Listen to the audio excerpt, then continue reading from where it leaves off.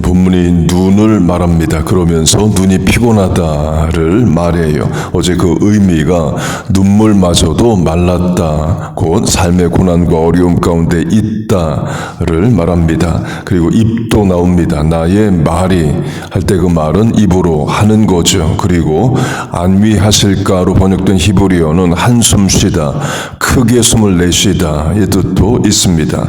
곧 언제나 나를 안위하실까를 입으로 말하면서 큰 한숨을 쉬는 것과 같아요. 그 역시 삶의 문제, 고민, 어려움을 말합니다. 그렇게 본문이 언제나 나를 안위하실까를 말하는데요, 연결되는 말씀이 하박국입니다. 하박국서에도 언제나, 언제까지니까가 나옵니다. 또 한숨 쉬다로 하면 하박국서도 한숨 쉴 수밖에 없는 그런 어려움, 고통 가운데 있습니다. 선지자의 특징은 하나님이 먼저 부르시고 말씀을 주신다입니다.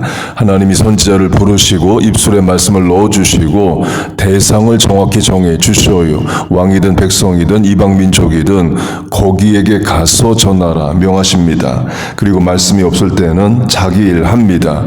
아모스로 하면 목축과 농업을 동시에 합니다. 뽕나무를 배양하고 양을 친다 말해요. 하나님이 말씀을 주시면 선지자의 일을 합니다. 또 일이 끝나면 다시 목축과 농업을 해요. 구약의 선지자들 그렇습니다. 강조점은 먼저 하나님이 말씀을 주셔야 한다입니다. 그런데 특이하게도 하박국은 선지자가 먼저 하나님께 묻습니다. 하나님이 부르지도 않았고 말씀을 주시지도 않았는데 선지자가 먼저 하나님께 질문을 하고 답을 듣는 내용이 하박국서이에요. 그리고 다른 선지서는 하나님이 주신 말씀을 가지고 어느 대상을 찾아갑니다. 아모스로 하면 남왕국에 사는데 북왕국에 가서 왕에게 말씀을 전하라 하셔서 가고, 요나로 하면 북왕국을 사는데 북왕국 왕에게 말을 전하라 하셔서 찾아갑니다. 그리고 요나서를 보면 니누에, 지금의 이라크 땅에 가라 하니까 못 가겠다 하고 도망도 갑니다. 그렇게 선지서는 대상이 있어요. 그러나 하박국은 하나님이 하박국을 먼저 부르지도 않았고 또 하박국에게 이 말씀 가지고 누구에게 전하라는 말씀도 없습니다. 그 특이한 선지자이에요. 그렇게 하박국이 먼저 하나님께 묻는데요, 묻는 내용은 본문과 같은 내용입니다. 고난을 언제까지 방치하실 겁니까? 입니다. 하박국 1장 여호와여 내가 부르짖어도 주께서 듣지 아니하시니 어느 때까지리이까 주께서 구원하지 아니하시나이다. 본문 119편에 갖다 넣어도 문맥과 맞는 말씀이에요. 정의가 전혀 시행되지 못하오니 이는 악인이 의인을 애워쌌으므로도 마찬가지입니다. 본문도 하박국도 악인에 의해 의인이 고난을 당하는데 하나님 침묵하시고 문제 해결을 왜 안 하십니까?를 말합니다. 그래서 본문도 하박국도 언제나 언제까지를 물어요. 그렇게 하박국이 묻자 하나님이 여러 답을 주십니다. 그리고 하나님이 이 말씀을 하셔요. 하박국의 대표적인 말씀입니다. 너는 이 묵시를 기록하여 판에 명백히 새기되 달려가면서도 읽을 수 있게 하라.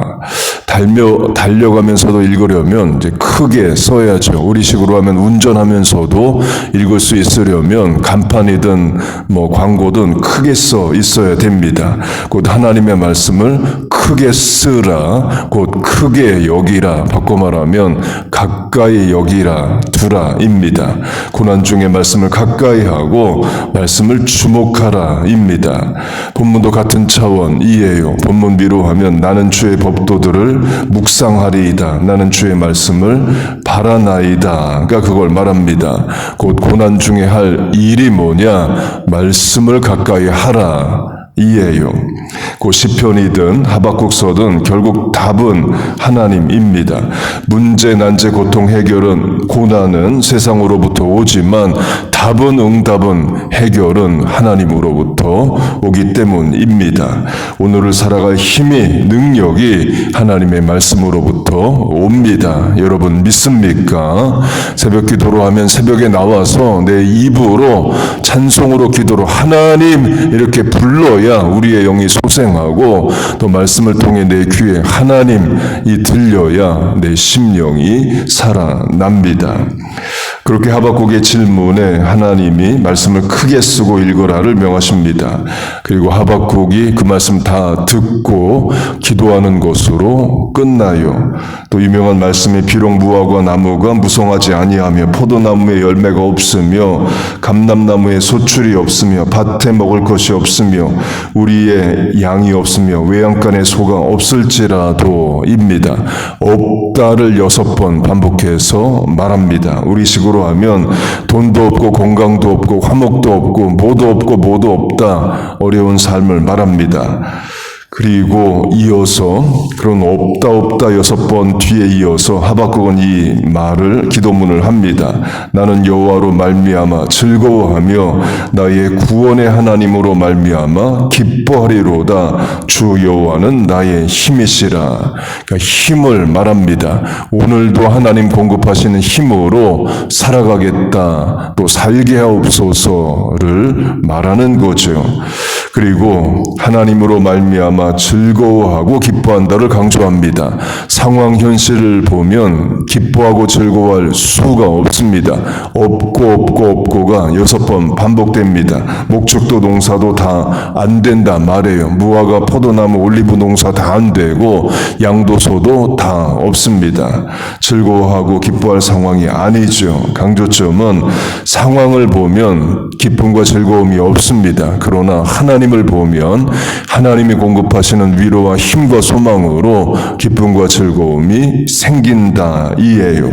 본문 시편도 마찬가지입니다. 시편의 주된 내용은 어렵다, 힘들다, 눈물 난다, 이제 눈물도 안 난다, 다 이런 내용입니다. 그런데 본문 뒤 140절을 보면 주의 계명은 나의 즐거움이니이다를 말합니다. 상황은 즐겁지 않지만 말씀을 볼 때에 힘과 용기가 소생한다를 말하는 거죠. 비유로 하면 남편, 아내와 어린 자녀가 있습니다. 엄마, 아빠 직장 사업합니다. 그런데 사업도 어렵고 직장 생활도 어려워요. 밖에 나가면 기뻐할 일이 하나도 없습니다. 그런데 집에 돌아와서 어린 자녀를 보면 위로와 소망을 얻죠. 이 어린 자녀를 위해서라도 내가 힘을 내야겠다, 이런 용기를 얻는 것과 같습니다. 하나님이 우리에게 그 힘과 즐거움을 주신다는 거예요.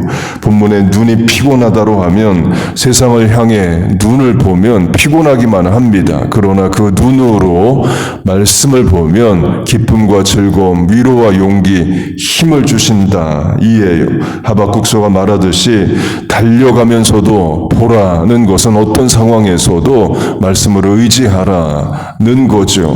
또 본문 뒤 103절로 하면 주의 말씀의 맛이 내게 어찌 그리 단지요 내 입의 꿀보다 더하니이다는 말씀도 있습니다. 시편 저자가 처한 상황은 비터, 쓴 상황을 말하는 거죠. 그러나 그런 상황에서 하나님께 기도하고 말씀을 붙잡으면 스위트, 인생의 단맛을 주신다와 같아요. 말씀으로 어려운 상황 형편을 이겨나가라는 거죠. 그렇게 우리 오늘도 사는 겁니다. 말씀이 상황을 이길 힘과 능력을 줍니다. 여러분 믿습니까? 이 아침에 기도에 하나님 응답하여 주시고 오늘을 이길 힘과 능력을 주시기를 주의 이름으로 축복하고 축원합니다. 아멘. 기도하겠습니다. 하나님 아버지, 오늘도 우리의 발을 주의 전으로 인도하심을 감사합니다. 우리의 귀를 열어 말씀을 듣게 하심을 감사합니다. 입을 열어 찬송하고 기도하게 하심을 감사합니다. 우리에게 하나님이 아버지가 되시고 현실 문제보다 크신 능력 능력과 위로가 되게 하심을 감사합니다. 하나님 계셔서 오늘도 살아갑니다. 하나님만이 하실 수 있는 일들을 행하여 주시옵소서. 사람이 못하는 일, 부모가 못하는 일을 행하여 주옵소서. 하나님 우리의 위로와 소망이 되시는 줄로 믿습니다. 이 아침의 간구에 응답하여 주옵소서. 예수님의 이름으로 기도하옵나이다. 아멘.